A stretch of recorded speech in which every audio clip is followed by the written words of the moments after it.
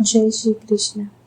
अगर आपको लगता है कि भगवान सिर्फ बड़े बड़े मंदिरों में रहते हैं तो इस कहानी को ज़रूर सुनिए, क्योंकि एक दिन एक भक्त ने सिर्फ खिचड़ी बनाकर भगवान को इस तरह बांध लिया कि पूरी दुनिया उसकी भक्ति के आगे नतमस्तक हो गई। यह कहानी है एक ऐसी साधारण स्त्री की जिसने भगवान जगन्नाथ को अपने हाथों से खिचड़ी खिलाई और बदले में पाया अमर प्रेम। जानिए कौन थी वह और भगवान ने उस भक्त को क्या नाम दिया। बस एक बात याद रखें, अधूरी कथा अधूरी भाग्य के समान होती है, इसलिए इस कथा को अंत तक श्रद्धा से सुने। एक भक्त, एक खिचड़ी और स्वयं भगवान जगन्नाथ का प्रेम। क्या आपने कभी सोचा है कि भक्ति में भाव बड़ा होता है या भोग का प्रकार? यह कहानी है साधारण सी भक्तिन की जिनका नाम था कर्मा बाई। कर्मा बाई एक छोटी बालिका थी जो हर दिन भगवान जगन्नाथ को बहुत प्रेम से खिचड़ी बनाकर भोग लगाती थी। उनका मन निर्मल था और उनकी भक्ति निष्कलंक। वो भगवान को ऐसे बुलाती जैसे कोई बेटी अपने पिता को बुलाए। लेकिन समय ने गड़बड़ की।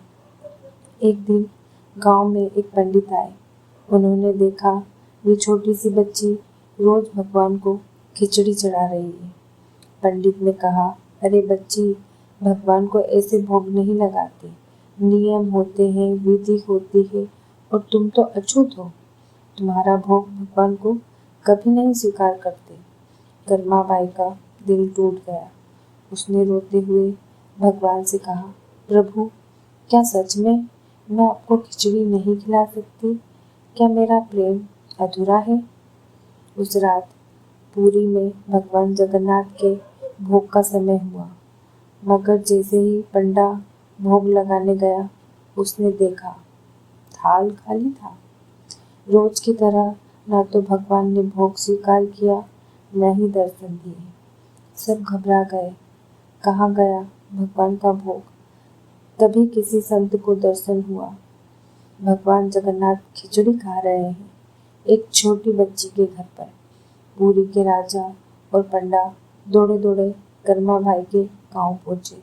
देखा कर्मा बाई बैठी है और सामने थाली में बस खिचड़ी थी और थाली खाली हो चुकी थी। कर्मा बाई बोली, मैंने फिर से खिचड़ी बनाई थी प्रभु के लिए और वो खाकर गए। सबकी आंखों में आंसू भर निकले। भगवान ने स्वयं प्रणाम दिया कि जात बात नहीं, भाव चाहिए।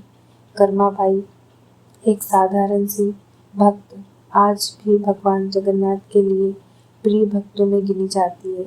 इसलिए आज भी एकादशी को जगन्नाथपुरी में खिचड़ी का भोग लगाया जाता है, क्योंकि भगवान ने स्वयं कहा था, कर्मा बाई ने जो प्रेम से मुझे खिचड़ी खिलाई वही मेरा सबसे प्रिय भोग है।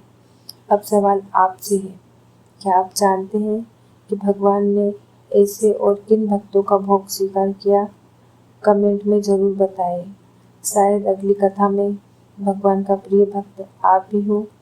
तो आपने सुनी कर्मा बाई की वो अद्भुत कहानी, जिसने अपनी सच्ची भक्ति से भगवान जगन्नाथ को भी नियम बदलने पर विवश कर दिया। क्या आपने सोचा है, आज अगर भगवान किसी के घर खिचड़ी खाने आए तो क्या वह आपका घर होगा? अगर हाँ, तो भक्ति को जीवन में अपनाइए। और अगर ये कहानी आपके मन को छू गई हो तो वीडियो को ज़रूर लाइक करें। अपने मन का नाम कमेंट में लिखें, क्योंकि अगली बार भगवान उसी नाम से पुकार सकते हैं। और भक्ति ज्ञान चैनल को सब्सक्राइब करना न भूलें, क्योंकि हर कथा यहाँ आपको भगवान से एक कदम और करीब लाती है। जय जगन्नाथ।